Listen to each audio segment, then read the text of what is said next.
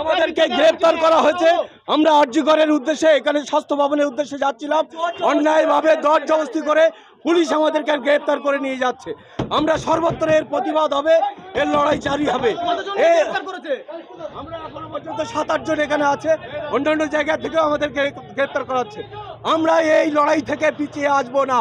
স্বাস্থ্য দপ্তরকে জবাব দিতে হবে, স্বাস্থ্য দপ্তরকে জবাব দিতে হবে। কেন দোষীরা আজকে বাইরে, কেন আরজিকর নিয়ে তদন্ত হচ্ছে না, কেন দুর্নীতির বিরুদ্ধে, দুর্নীতির যারা করেছে তাদের বিরুদ্ধে ব্যবস্থা নেওয়া হচ্ছে না, আরজিকর যারা ভাঙচুর করেছে তারা আজকে কোথায়? স্বাস্থ্য ভবনকে জবাব দিতে হবে। আমরা কোনো মতে পিছাবো না, যতই গ্রেপ্তার করুক, যাই করুক, আমরা আমাদের জায়গায় আছি, থাকবো, লড়াই জারি থাকবে। দেখুন, আজকের যেটা টিভির ফুটেজে আমরা যেটা দেখলাম, সিপিএমের সেই সন্ত্রাসের কথা আজকে মনে করে দিল এই পোলেরহাট 2 এর কিছু সিপিএম আশ্রিত সমাজবিরোধী।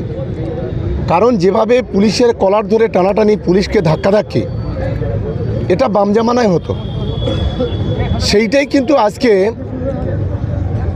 তথাকথিত কয়েকজন জমি রক্ষা কমিটির নাম করে সিপিএম আশ্রিত সমাজবিরোধী, তাদের যে রূপ, তাদের যে চেহারা আজকে সারা ভাঙড় সহ গোটা বাংলার মানুষ আজকে দেখলো। আমরা তীব্র নিন্দা করছি, তীব্র ধিক্কার জানাচ্ছি।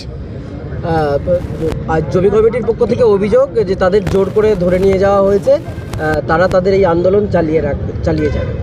কেউ যদি পুলিশকে চড় মারে, অন ডিউটি পুলিশকে ধাক্কা মারে, জামার ক্লট ধরে, পুলিশ তাকে কি চুমু খাবে?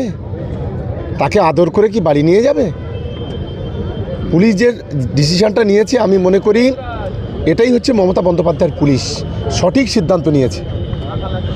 এটা আমি নিশ্চিতভাবে মনে করি। যেভাবে এই সমাজ বিরোধীরা যেভাবে পুলিশের উপর আক্রমণ করেছে, আমরা তার তীব্র নিন্দা করছি। এটা অত্যন্ত গ্রহিত কাজ।